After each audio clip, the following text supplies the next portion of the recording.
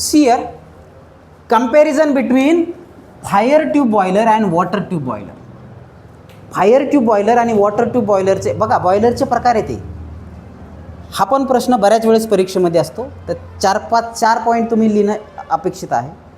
त्याचा एक यूट्यूब व्हिडिओसुद्धा मी टाकला आहे, ते तुम्ही बघून घ्या. तर याची कॅपॅसिटी छोटी असते. फायर ट्यूब बॉयलरची कॅपॅसिटी कशी आहे, स्मॉलर, आणि वॉटर ट्यूब बॉयलरची कॅपॅसिटी जास्त आहे. त्याच्यानंतर हे स्मॉल पॉवर प्लांटसाठी वापरतो आपण.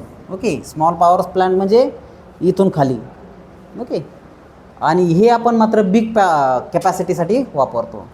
तर याच्यामध्ये प्रेशर कमी असतं. किती कमी असतं, 15.5 किलोग्रॅम पर सेंटीमीटर स्क्वेअर. याच्यामध्ये कॅपॅसिटी किती असते, 300 to 575 kg per centimetre square. हे प्रेशरचं युनिट आहे, kg पर सेंटीमीटर स्क्वेअर. त्याच्यानंतर याचं आउटपुट कमी असतं आणि हे लिमिटेड असतं. याचं आउटपुट जास्त असतं आणि हे अनलिमिटेड राहतं. त्याच्यानंतर हे रेअरली वापरतो आपण. कोणतं, फायर ट्यूब बॉयलर. हे आपण कॉमनली वापरतो. मोस्ट कॉमनली काय वापरतो, वॉटर ट्यूब बॉयलरचं वापरतो.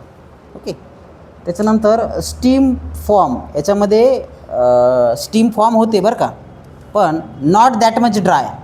हे ड्राय नसते, त्याला ड्राय आऊट करावं लागतं. कशा थ्रू, सुपर हीटर थ्रू.